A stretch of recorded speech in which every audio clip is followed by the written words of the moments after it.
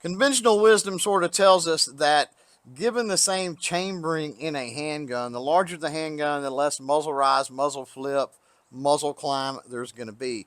And if you're wondering what I'm talking about, what that is, muzzle climb just means the amount that the muzzle rises when that particular handgun gets fired. Of course, I have questions. So even though we're dealing with one handgun that's really large, one handgun that's really small, you know, is there that much of a difference as far as muzzle flip? How much of a difference is there? In order to kind of calculate that, I've been thinking, what can I do?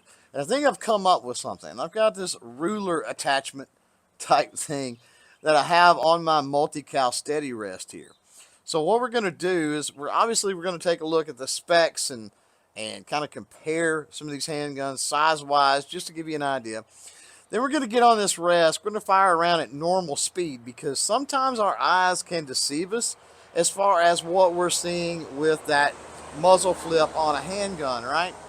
And then what I want to do is I want to change the camera angle, get more of a side view, and then also set my camera to record at 240 frames a second. I think that's the setting, the slow-mo setting, and then also slow that down in post. So we're going to have a real-time sort of view, and then we're going to have another view. Now, with that slow-mo footage, I'll be able to go back and sort of, draw out or trace out how much actual rise, the angle of that rise. And then once we've got that data, we'll take a look at all that, and we'll see where those chips fall. This is going to be our guinea pigs for the day. 5 handguns, all chambered in 380. We've got the teeny tiny Colt Mustang Pocketlite right here.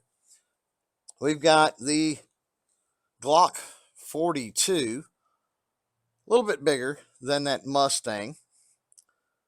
We've got the Beretta 84F right here. Moving up, I think maybe just a little bit larger, the Girsan MC14T. And then finally, we've got the biggest of them all, Papa Bear, the YC380 from Hi Point. I'm going to throw some specifications up on the screen for you now, and everything stays pretty much in line as to what we visually inspected, with the small end being that Colt Mustang Pocketlite, then the Glock 42, moving into that Beretta 84F maybe, then the Girsan MC14T, and then the Hi Point YC380. Now, one thing that's interesting, if you'll notice the specs on the Girsan MC14T, you got a little bit longer barrel on that than you do on that Hi Point YC380. And then it's a little bit lighter, which is strange, I think, than the Beretta 84F. So is that going to play a role into the testing we're going to do today? I don't know, but we're about to find out. Ammo today running 92 grain FMJ from Seller and Bellet. Going to go large to small, or small to large, I should say. Starting out with this Colt Mustang Pocketlite.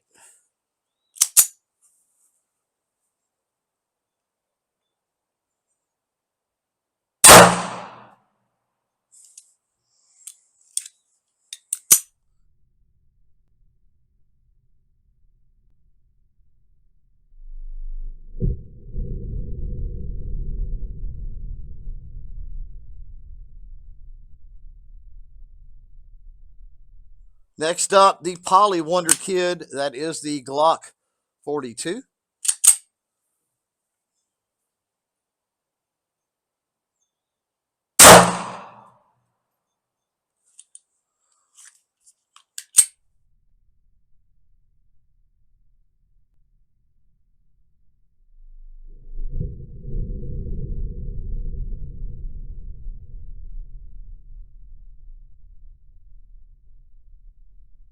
Back to a little bit of metal with the Beretta 84F.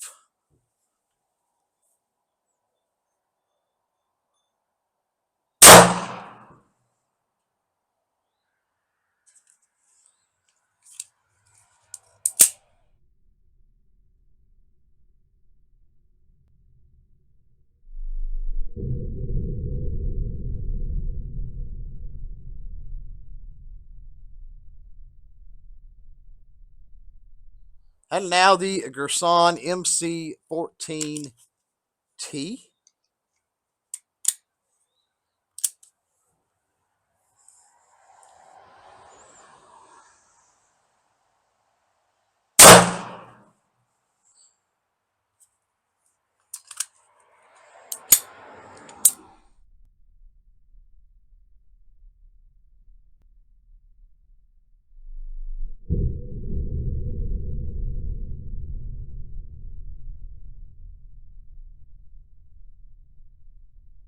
And finally, the big one here, the Hi Point YC380.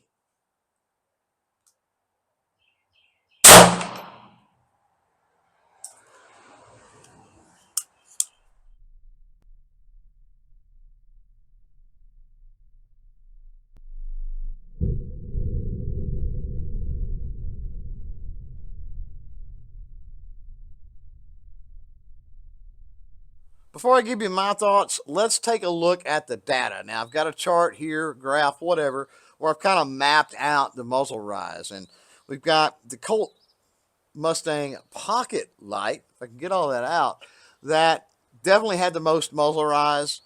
There was a pretty, I would say, at least on this chart, a significant space or jump between it and the Glock 42.